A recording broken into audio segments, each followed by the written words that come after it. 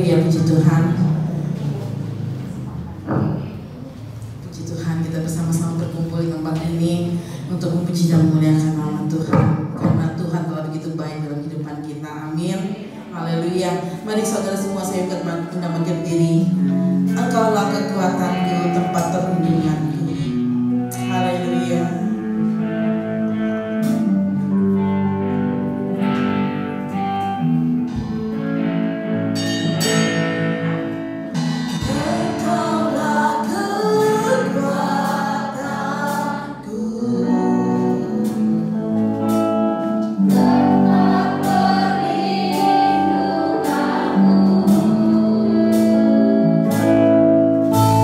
Sa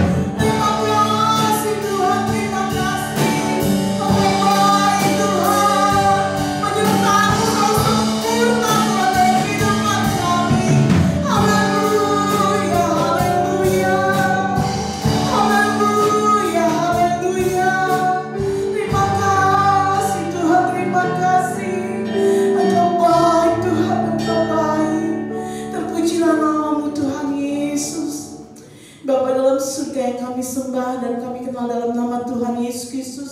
Mengucap syukur dan berterima kasih Tuhan kepadamu ya Tuhan, atas kasih dan anugerah-Mu yang begitu luar biasa dalam kehidupan kami ya Tuhan.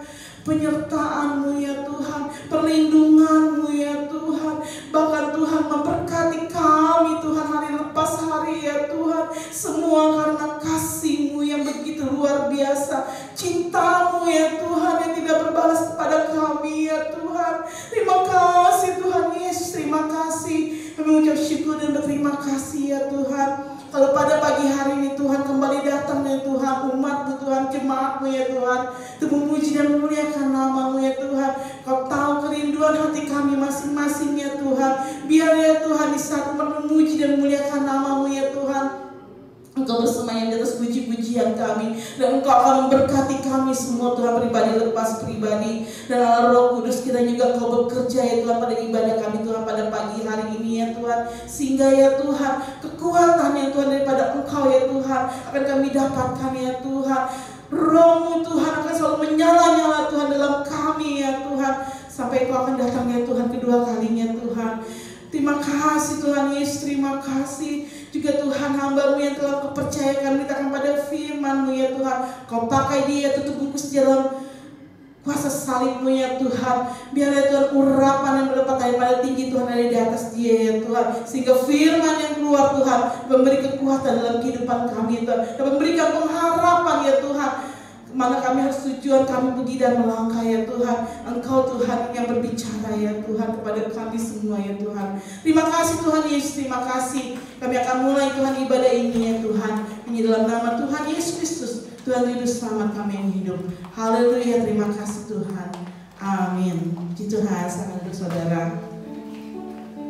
Haleluya, puji Tuhan. Kita akan memuji dan memuliakan nama Tuhan. Mari saya undang bagi berdiri. Berkuasa di bumi di surga.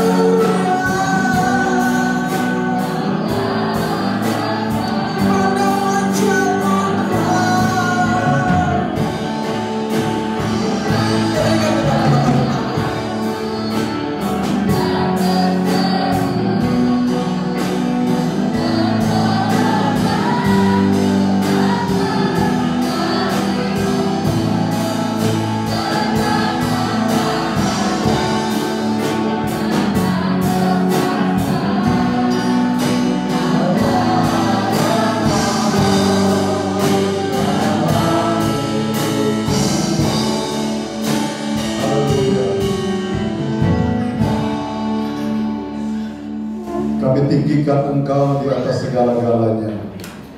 Sebab Engkau Allah yang mengenal hati dan kerinduan kami. Engkau tahu apa yang menjadi pergumulan hidup kami. Dan kami percaya di dalam Tuhan pasti ada jalan yang terbaik. Terima kasih Tuhan, terimalah pujian yang sudah kami naikkan di hadapan hadirat Tuhan. Kami yakin Engkau sudah memberkatinya.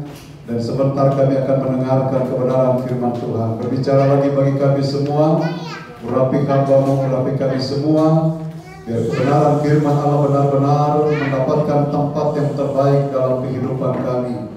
Terima di dalam hati kami, dan itu akan berkarya, itu akan memberikan faedah di dalam iman, percaya, keyakinan kami kepada Tuhan.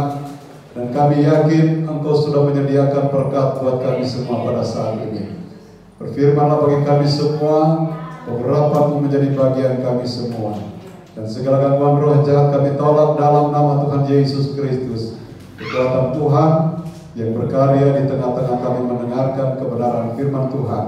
Dengan pengucapan syukur kami sudah berdoa dan kami sambut kebenaran firman Tuhan. Haleluya. Amin. Puji Tuhan.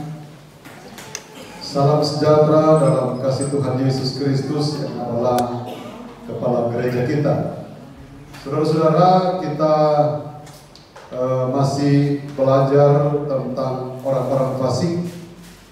Kalau minggu yang lalu kita sudah belajar orang-orang fasik tidak menjunjung atau mengutamakan kebenaran.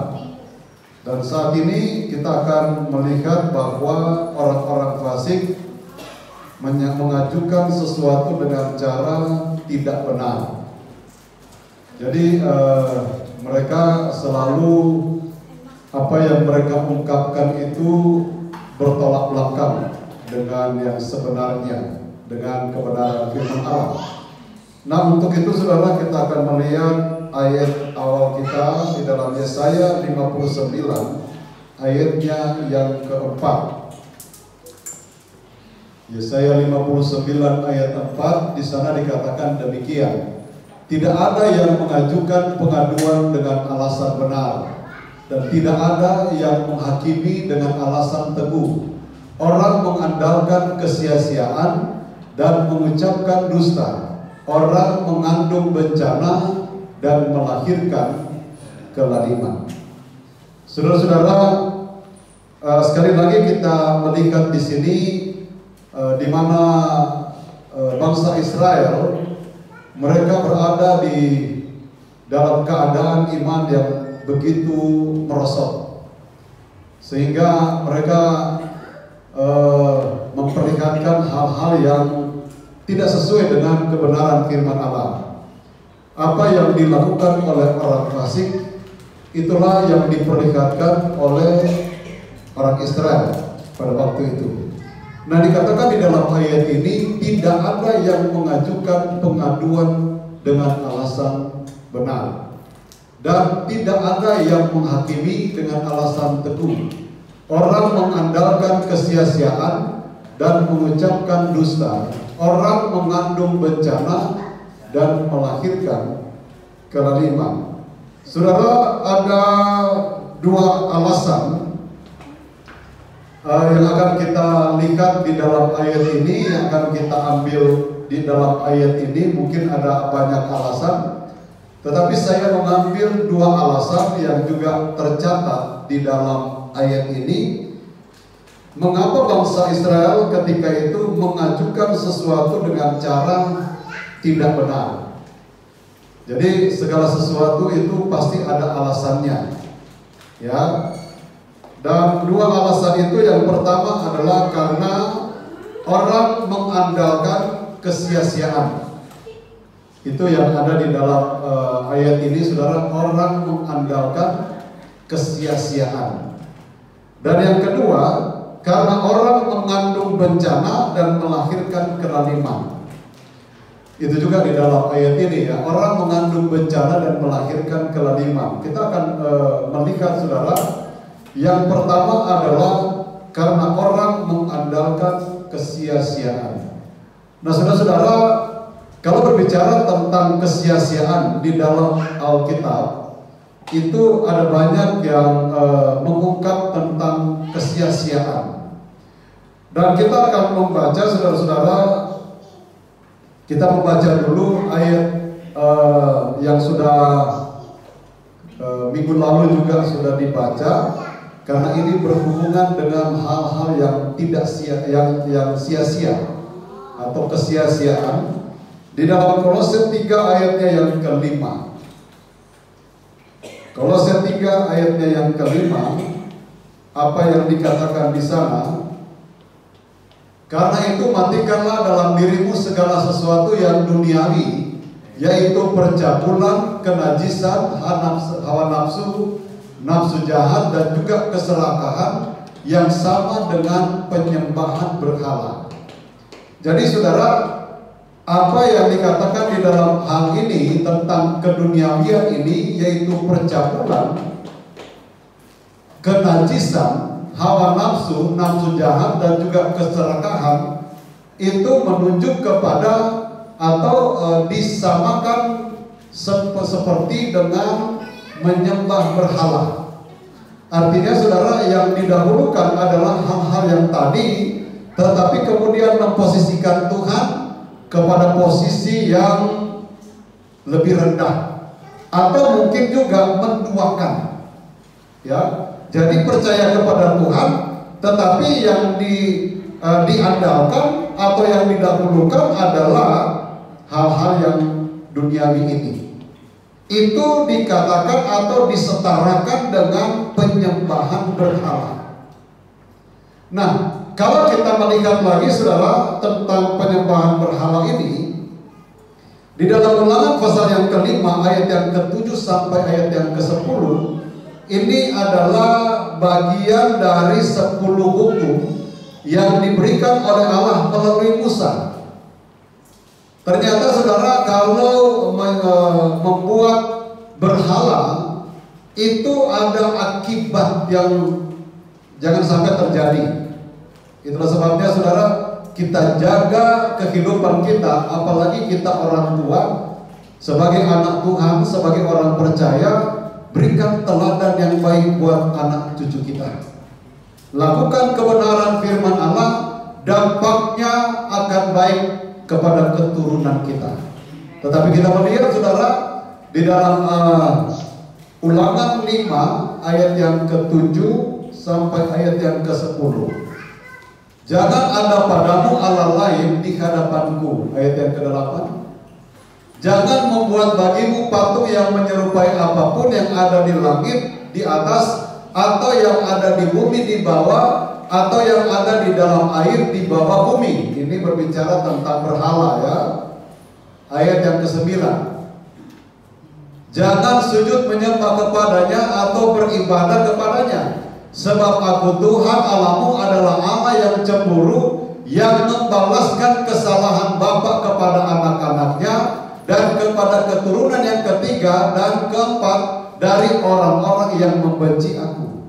Jadi orang yang menyembah berhala itu dikaitkan dengan bahwa mereka sebenarnya adalah orang-orang yang membenci Allah. Dan dikatakan di dalam ayat ini sampai keturunan keempat. Nah, jadi kita perlu perhatikan di sini saudara, jangan sampai kita melakukan apa yang dilakukan oleh orang fasik yang bertentangan dengan kebenaran firman Allah, yang kemudian mengakibatkan orang yang ada di sekitar kita, teristimewa keluarga kita, kena dampak salah yang kita lakukan. Dijauhkan Tuhan, ya, karena ini sampai keturunan keempat. Ini satu ganjaran yang diakibatkan oleh karena menyembah berhala. Nah, kita melihat tentang kesia-siaan apa yang dikatakan di dalam 1 Samuel pasal yang ke-12 ayat yang ke-21. Nah, kita baca dulu ayat yang ke-10 di Ulangan 5 ayat yang ke-10. Ini justru ini penting buat orang percaya, ya, menjadi bagian kita yang ke-10 ayat yang 10 ini.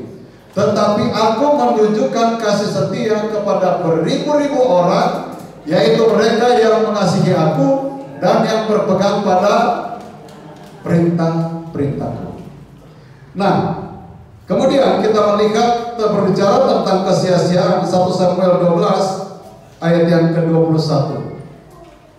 Ini berbicara juga tentang dewa-dewa yang juga tentu berbicara tentang berhala. Ya. Janganlah menyimpang untuk mengejar dewa kesia-siaan yang tidak berguna dan tidak dapat menolong, karena semuanya itu adalah kesia-siaan belaka. Jadi saudara, kalau kita memperhatikan, kita kaitkan dengan ayat-ayat dahulu yang kita sudah baca tadi, maka ternyata hal-hal yang bersifat dewa-dewa atau bersifat penyembahan berhala itu adalah sesuatu yang dikatakan oleh firman Allah sia-sia.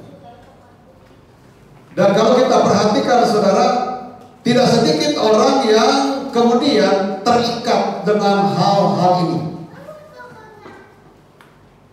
Berarti kalau kita berbicara tentang orang fasik yang melanggar firman, yang melakukan tindakan yang bertentangan dengan kebenaran firman Allah, maka itu juga bisa dilakukan oleh orang percaya.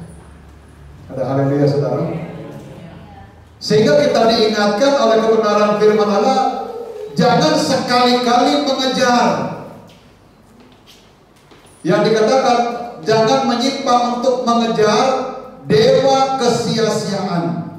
Saudara, kita sudah baca tadi ya yang berbicara tentang berhala, yang disamakan dengan berhala, kenajisan, hawa nafsu, yang di Galatia ya. Nah ini saudara-saudara kita perhatikan, bahkan di dalam Ulangan tadi dikatakan bahwa ganjaran yang diberikan kepada orang yang menyembah berhala itu sampai dampaknya kepada 4 keturunan keempat. Jadi memang ini sangat tegas diingatkan oleh kebenaran firman Allah. Supaya apa saudara? Supaya jangan sampai tanpa kita sadari kita sudah terikat dengan berhala, terikat dengan hal-hal duniawi, tidak kita sadari. Dan itulah sebabnya saudara kita diingatkan jangan menyimpang. Jangan sampai kita sudah melakukan aktivitas yang dilakukan oleh orang fasik, kita tidak sadar. Nah kalau begitu pada kesempatan ini kita diingatkan oleh kebenaran firman Allah. Ada haleluya saudara.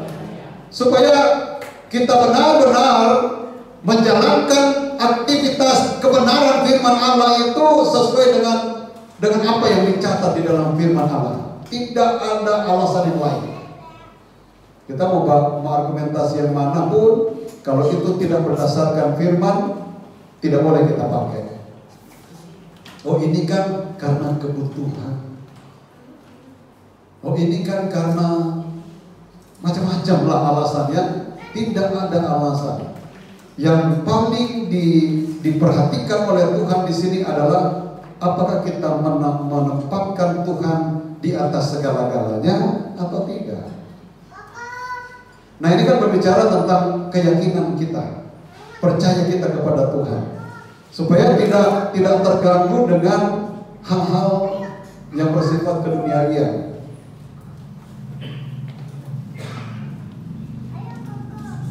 Ayub 15 ayat yang ke-31. Ini masih berbicara tentang kesia-siaan yang seringkali tanpa kita sadari itu sudah menipu kita, lalu kemudian kita tidak menyadarinya ya. Dikatakan di dalam ayat ini, janganlah ia percaya kepada kesia-siaan, akan tertipulah ia, ya. Karena kesia-siaan akan menjadi ganjarannya. Jadi orang yang dikatakan percaya kepada kesia-siaan tadi yang kita sudah pelajari tentang dewa-dewa, tentang penyembahan berhala, ya, dikatakan kalau orang melakukannya maka dia akan tertipu, ditipu dia, saudara ya. Dan saya yakin kita yang ada di sini nggak mau ditipu oleh kuasa kegelapan. Kita mau apa yang Tuhan inginkan itu benar-benar kita lakukan sesuai dengan firman-Nya. Karena Dia mengenal dan mengetahui kehidupan kita, apa yang menjadi dasar utama yang Tuhan inginkan untuk dapat dikerjakan, saudara. Maka ketika kita melakukan apa yang baik, pasti ada balasannya. Tuhan tahu kok, ya. Apa yang kita pikirkan juga kan Tuhan tahu. Kita memikirkan hal yang jelek, Tuhan tahu, dan Tuhan juga akan memunculkan hal yang jelek. Tetapi ketika kita mendasarkan kebenaran itu kepada posisi yang sebenarnya, maka Tuhan akan, mungkin kita bisa saja keliru, bisa saja kita melenceng, tetapi Tuhan akan pasti meluruskan kehidupan kita. Karena kan Dia tahu sampai kedalaman hati kita. Ya, amin saudara. Jadi ini perlu buat kehidupan kita supaya kita jangan sampai mengalami satu kekecewaan yang bukan karena Tuhan tidak perhatikan kita, tetapi karena kita sendiri membawa diri kita kepada sesuatu yang sudah dilarang Tuhan, tetapi terus saja kita lakukan. Nah, Tuhan akan biarkan. Kita mau minta tolong sama siapa? Minta tolong sama Tuhan. Kita balik belakang kepada Dia. Tuhan sudah ajar begini, kita mau begitu. Tuhan sudah ajar jalannya begini, nak. Kayak orang tua gitu ya. Nak, kalau mau ambil apa gitu, ini jalannya harus begini. Tapi kita mau berliku-liku gitu, enggak. Saya mau jalan begini. Ya, jadi kalau misalnya kita mau jalan tidak sesuai dengan aturan, ya kalau seandainya kemudian pada ada saatnya ada terjadi satu masalah, kira-kira kalau kita meminta tolong sama Tuhan kira-kira bagaimana gitu ya? Kalau datang dengan penuh pertobatan, Tuhan pasti akan menolong. Ya, kalau masih sempat datang kepada Tuhan, kalau enggak, karena sudah berkeras gitu. Tapi puji Tuhan, GPDI pada mulia semuanya hatinya baik. Haleluya. Semuanya gampang diatur oleh firman. Dengar firman, melakukan. Senyum-senyum apa nih? Senyum-senyum sambil merenungkan ya, apa benar apa enggak gitu ya.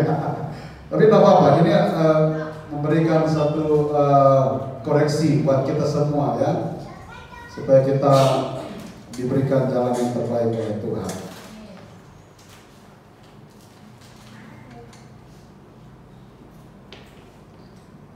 Ada banyak sebenarnya tentang kesia-siaan, misalnya seperti di Pengkhotbah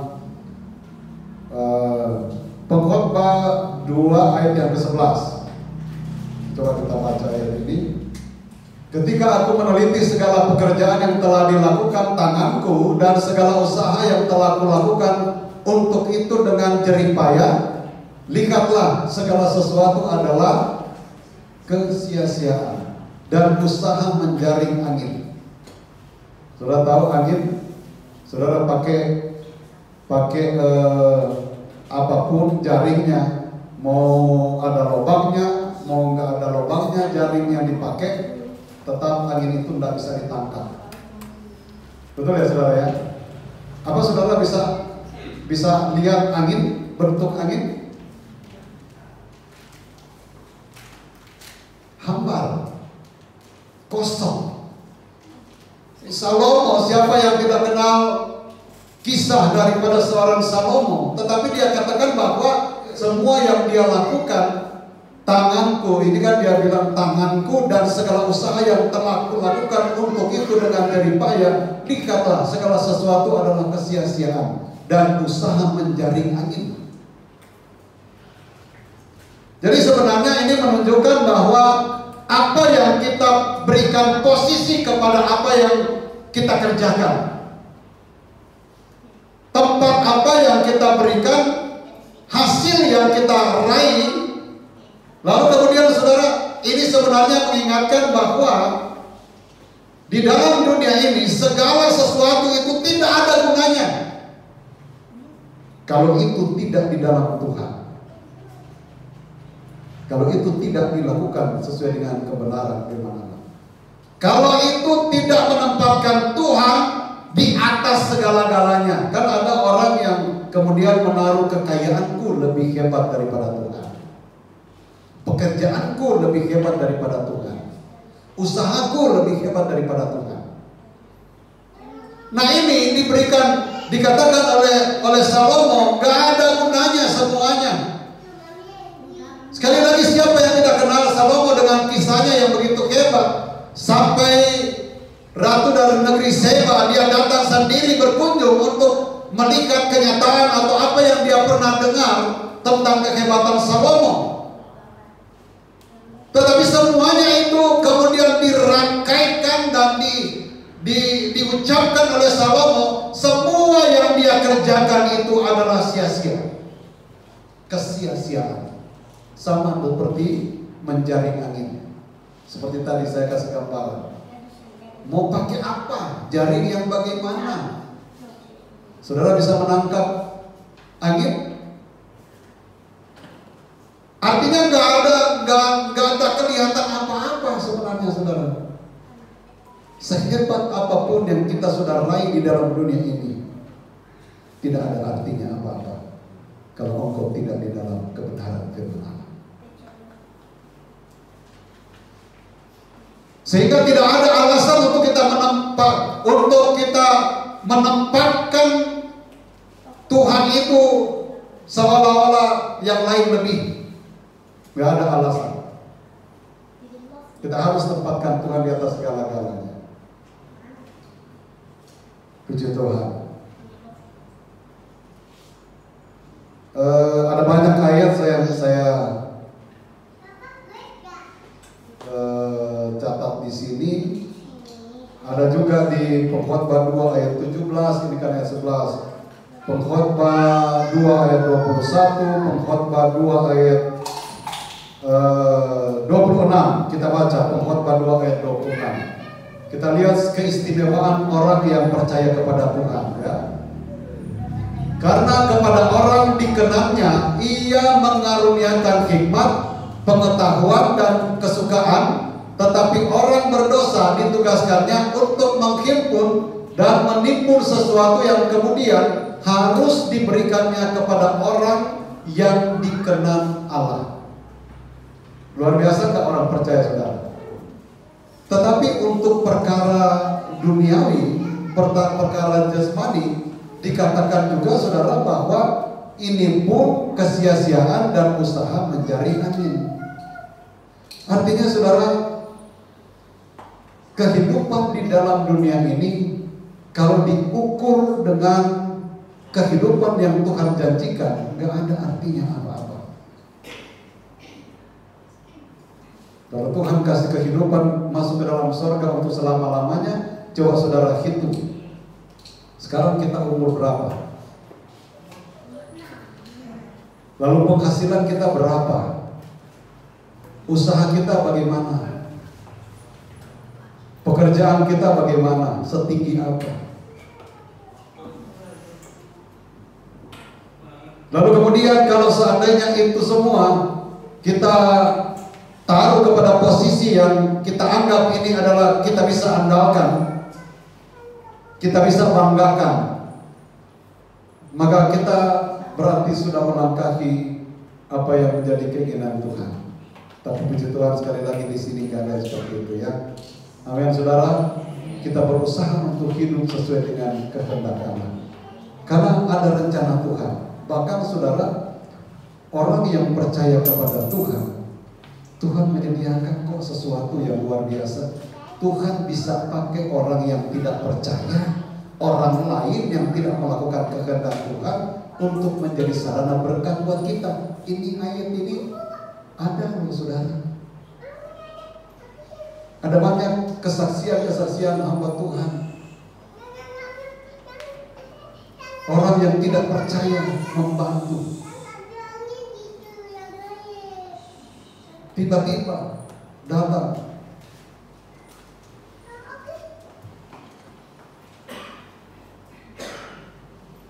Ada teman baru bercerita dia mengalami dia tinggal di satu tempat hanya sendiri, diberikan oleh orang lain, dia sebagai hamba Tuhan, dan kemudian selama 6 bulan dia hanya makan jambu kelutuk, apa itu? Jambu kelutuk ya? Jambu apa itu? Jambu biji ya. Selama 6 bulan. Nah, satu saat dia sementara dia waktu itu puasa paksa mungkin ya, sementara ambil jambu untuk mau dimakan, lalu ada anak yang lewat. Anak itu minta jamu. Dia berpikir ini jamu ini kan buat dia makan, buat kenyang. Tapi apa yang terjadi? Dia diingatkan oleh firman seperti janda Sarfat, hanya minyak sedikit, tetapi dia kemudian melakukan sesuatu untuk seorang abdi ama. Dia kemudian dipelihara, dia berikan. Nah, dia mau makan nggak ada, tapi dia ingat katanya dia cari duit ada 1.000 rupiah. Lalu dia pergi ke tetangga dan dia tanya kepada ibu yang seperti warung gitu ya, Bu, ada yang bisa dimakan yang harganya paling murah nggak? Karena cuma, oh ada nak. Nah, dia pakai Indomie ya. Indomie 600 perak itu 20-an tahun yang lalu. 600 perak. Ya udah dia pesan. Dia tunggu-tunggu lama ibu keluar dari dalam. Udah ada cerita yang dia juga udah tahu karena tetangga gitu ya. Lalu tadi waktu anak itu minta, dia sebelumnya juga sudah berdoa, dia kepengen makan nasi gitu. Ini hamba Tuhan. Lalu sekitar mungkin 10-an menit baru ibu keluar. Ibu keluar itu sudah bawa nasi kayak apa, pecel lele gitu ya, macam-macam, tempe, tahu. Wah dia kasih, wah dia sangat bersyukur, dia sangat bersukacita. Dan apa yang terjadi saudara, mulai dari situ setiap hari katanya dibawain nasi oleh ibu itu. Maaf, ibu itu bukan orang percaya. Nah itulah saudara, kita melihat bahwa Tuhan menyediakan orang yang tidak percaya untuk memberkati orang percaya. Jadi pertanyaannya sekarang adalah kita tempatkan Tuhan di posisi yang mana? Kalau kita tempatkan Tuhan di posisi yang sebenarnya, tidak ada perkara yang mustahil bagi orang yang percaya kepada Tuhan. Dia pakai siapa saja, terlalu banyak alasan. Contoh-contoh di dalam Alkitab di mana pemeliharaan Tuhan, pertolongan Tuhan, perlindungan Tuhan itu begitu luar biasa kepada orang yang percaya kepada Dia, dan kita perlu belajar akan hal ini supaya kita pun dapat menikmati kuasa Tuhan itu nyata dalam hidup kita. Ya, jadi kita melihat ayat ini adalah selingan saja ya, di mana Tuhan menyediakan berkat buat orang percaya. Orang yang tidak percaya pun akan disediakan oleh Tuhan untuk memberkati kita. Ya, banyak ayat-ayatnya. Pengkhotbah 6 ayat yang kedua.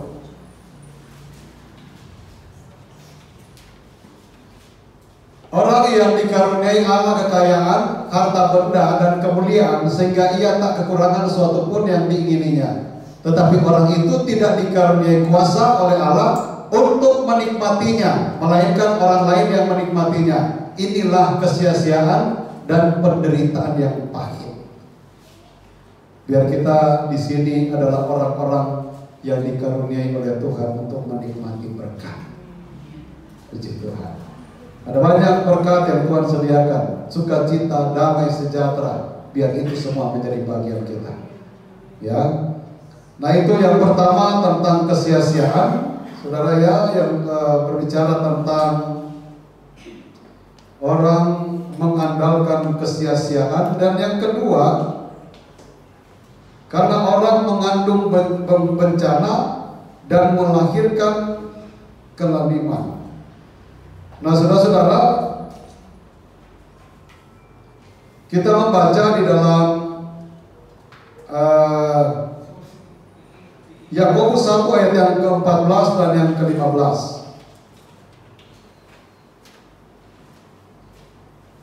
Dikatakan demikian, tetapi tiap-tiap orang dicobai oleh keinginannya sendiri, karena ia diseret dan dipikat olehnya. Ayat yang ke-15. Dan apabila keinginan itu telah dibuahi, ia melahirkan dosa. Dan apabila dosa itu sudah matang, ia melahirkan maut.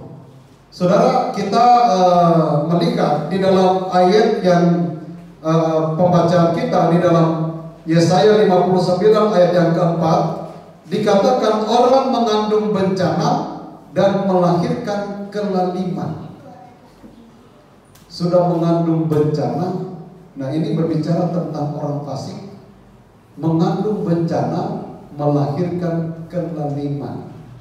Saya kemudian mau melihat di dalam Kamus Besar Bahasa Indonesia, kalau bencana itu sesuatu yang menyebabkan atau menimbulkan kesusahan, kerugian, atau penderitaan, kecelakaan, atau bahaya. Nah, itu bencana. Nah, ini saudara-saudara dikandung oleh orang fasik, lalu melahirkan apa?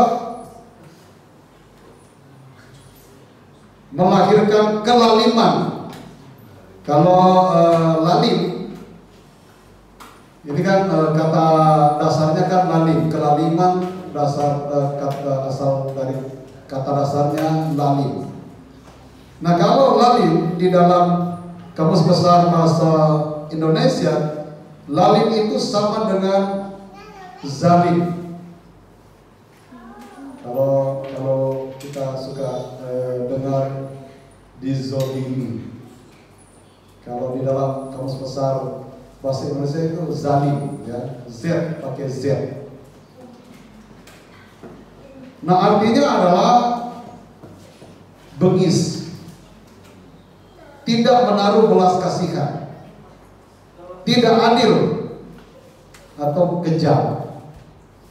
Nah, ini saudara, yang coba kita kembali kepada Yesaya 59 ayat yang keempat. Orang mengandung bencana dan melahirkan kelaliman, tidak ada belas kasihan, kelaliman. Yang tadi dikatakan bengis, tidak menaruh belas kasihan, tidak adil, kejam. Jadi saudara, kita diingatkan agar supaya kita betul-betul memposisikan diri sebagai orang percaya. Jangan sampai, sekali lagi saudara, kita sudah menjalankan aktivitas yang dilakukan oleh orang fasik tanpa kita sadari. Nah, kita sudah melihat bahwa kehidupan orang fasik adalah orang-orang yang bertentangan dengan kebenaran firman Allah. Sehingga apa yang mereka lakukan itu selalu saja menyakiti hati Tuhan. Penyembahan berhala. Nah, ini yang bencana, ya. zalim, atau lalim. Kiranya Tuhan tolong kita semua ya. Amin saudara. Haleluya. Kita tidak bisa, kita tidak mampu, tetapi kita mau belajar untuk tunduk kepada kebenaran firman Allah. Apa yang Tuhan sudah nyatakan buat kita, untuk kita mengandalkan Tuhan, memposisikan Tuhan di atas segala-galanya, dan apa yang kita rasakan, kita alami untuk kita jalankan, dan itu harus ada senantiasa dalam hidup kita, yaitu kuasa Roh Kudus. Karena kuasa itulah yang akan membukakan hati kita yang mungkin belum terarah, akan diingatkan, akan diarahkan oleh Roh Kudus. Dan firman itu akan meneguhkan kita. Ya, kuasanya, firman-Nya akan melakukan perkara yang ajaib dalam hidup kita. Saya pernah katakan, sekalipun seseorang yang mungkin hanya tinggal terangnya tinggal setitik, tetapi kalau itu masih ada terang, satu titik itu akan dipakai oleh Tuhan untuk membuka titik-titik yang lain, untuk membukakan semua kehidupan orang itu. Titik yang terang ini kemudian dijamah oleh Tuhan, Tuhan akan bukakan sampai seluruh hidupnya akan diterangi dengan kuasa firman dan Roh Kudus. Dan saya percaya saudara, kehidupan kita yang memang kata firman Allah, semua orang sudah berdosa, tetapi kita melihat dan kita perhatikan firman, apa saja yang perlu kita lakukan dan apa saja yang tidak boleh kita lakukan. Dengar firman Tuhan, lakukan firman Tuhan, maka Tuhan akan berkarya dalam hidup kita. Tuhan memberkati kita semua. Mari kita bangkit berdiri. Kita naikkan pujian yang bukan dengan kekuatanku, ya. Kita berjalan di dalam dunia yang penuh dengan kegelapan dosa ini bukan karena kekuatan kita, tetapi kiranya Tuhan, kekuatan Tuhan saja yang berkarya.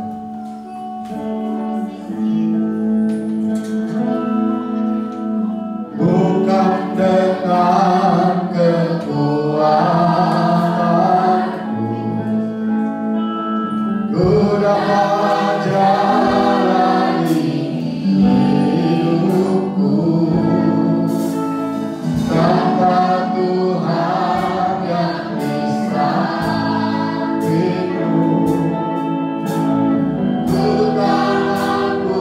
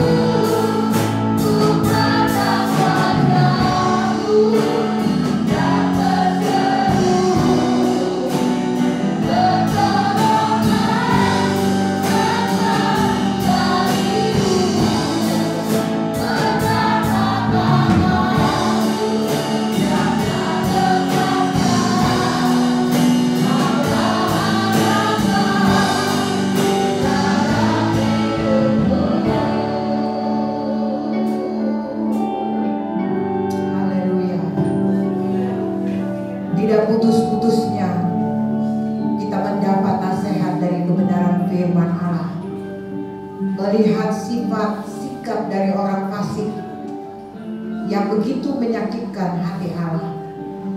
Jangan sampai itu menjadi bahagian kita sebagai anak-anak Tuhan. Ada Roh Kudus yang memampukan saudara dan saya untuk melakukan setiap kebenaran firman Allah. Belajar untuk sungguh-sungguh, belajar untuk taat dan tekun dalam perkara-perkara rohani, dan melakukan itu dalam hidup saudara dan saya. Maka kita akan melihat perkara-perkara yang besar Tuhan nyatakan dalam kehidupan kita. Kita Tuhan jadikan pemenang. Ada jalan keluar yang terbaik dari Tuhan. Ada jawaban yang pasti. Ada kesembuhan ilahi yang Tuhan kerjakan. Sebab bagi Tuhan tidak ada perkara yang mustahil. Segala sesuatu ada di dalam tangan Tuhan. Dan Tuhan dapat bekerja kapan saja untuk menyatakan kebesarannya atas kehidupan orang-orang yang setia melakukan kebenarannya. Haleluya. Ada Roh Kudus. Ada Roh Kudus yang memampukan saudara. Jadilah pelaku kebenaran itu. Maka kekristenan saudara akan bertumbuh. Semakin hari semakin kuat. Semakin hari semakin dewasa. Dan kita akan berbuah untuk kemuliaan bagi nama Tuhan. Haleluya, haleluya, haleluya.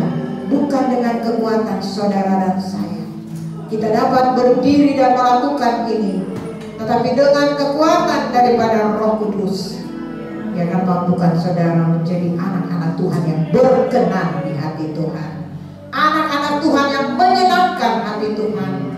Dan kalau kita dapat melakukan itu dalam hidup kita, kita dapat menggerakkan hati Tuhan untuk melakukan perkara yang besar-besar di dalam kehidupan kita masing-masing.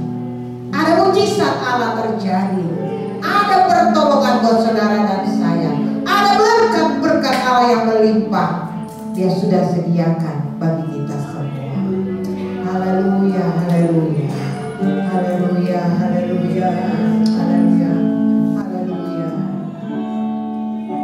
Ku pandang wajah-Mu dan berseru, pertolonganku datang dari-Mu. Peganglah tanganku, jangan lepaskan. Kaulah harapan dalam hidupku. Ku pandang wajah-Mu dan berseru, pertolonganku datang dari-Mu. Peganglah tanganku, jangan lepaskan. Kaulah harapan dalam hidupku. Kaulah harapan dalam hidupku. Haleluya, haleluya, haleluya. Engkau adalah harapan jiwa kami. Engkau adalah harapan dalam kehidupan kami. Tuhan, mampukan kami untuk melakukan kebenaran-Mu. Penuhkan kami dengan kuasa Roh Kudus, agar Roh Kudus yang akan menopang, menolong kami untuk dapat melakukan kebenaran-Mu di dalam hidup kami. Agar setiap kami mendengarkan firman-Mu, kami bertumbuh di dalam Engkau Tuhan. Kami bertambah di dalam Engkau, dan menjadi anak-anak Tuhan yang dewasa di dalam Tuhan.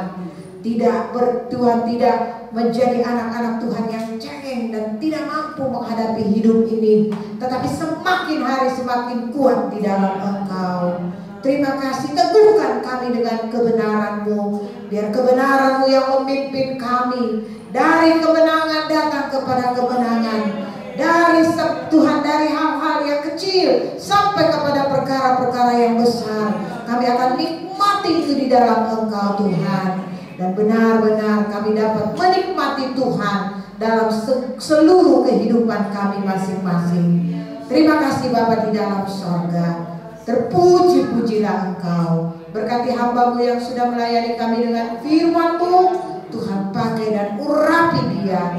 Jadikan dia berkat di tengah-tengah pekerjaan-Mu di tempat ini. Kekuatan, kesehatan juga Tuhan karuniakan bagi hamba-Mu. Terima kasih Tuhan. Terpuji-pujilah Engkau. Dalam nama Yesus kami terima firman-Mu dan mengucap syukur. Haleluya. Amin. Silakan duduk.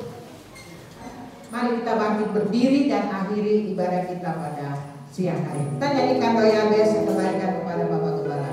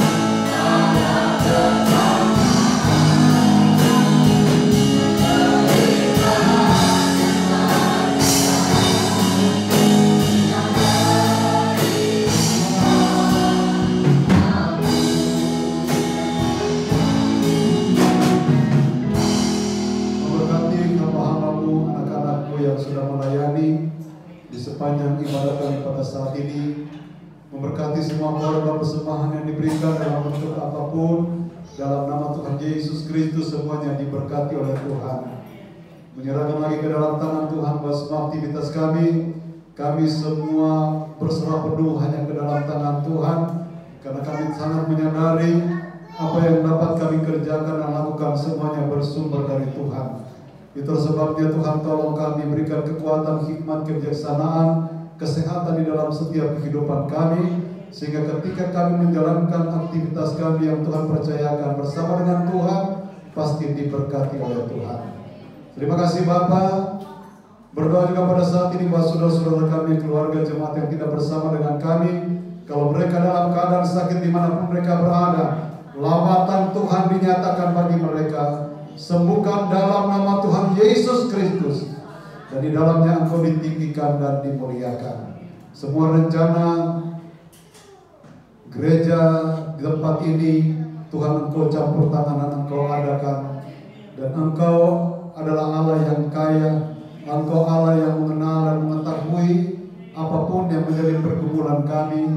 Dan demi baiknya tempat ibadah kami di tempat ini, Tuhan tolong, Tuhan nyatakan kemuliaan-Mu di dalamnya. Berkati kami semua, seluruh jemaat, dan kami yakin Engkau akan mengadakan apa yang menjadi kebutuhan tempat ini. Terima kasih Bapa di sorga, bangsa negara pemerintah yang ada di Indonesia diberkati, dipulihkan, diselamatkan oleh Tuhan. Pemerintah diberikan hikmat agar mereka dapat menjalankan tugas mereka dengan sebaik-baiknya. Terima kasih Bapa, sebentar kami akan kembali pulang santai dalam perjalanan kami. Jauhkan, hindarkan dari hal-hal yang tidak diinginkan, tibakan dengan tidak suatu kurang apa-apa. Terima kasih Bapa, dan berakhirnya jemaat yang dikasihi Tuhan, pulanglah dengan berkat daripada Allah Bapa, cinta kasih dari Tuhan Yesus Kristus sebagai Allah Anak, persekutuan Allah Roh Kudus menyertai kita sekalian, menuntun, menghibur, menguatkan, bahkan meneguhkan iman, percaya, keyakinan kita semua, mulai pada saat ini sampai selama-lamanya. Terima kasih Bapa, dengan pengucapan syukur kami pulang dengan berkat-berkat rohani dari Tuhan. Dan kami akhiri ibadah kami pada saat ini, kami alaskan hanya di dalam nama Tuhan Yesus Kristus. Haleluya. Dan kita semua berkata amin. Tuhan Yesus Kristus memberkati kita semua. Amin.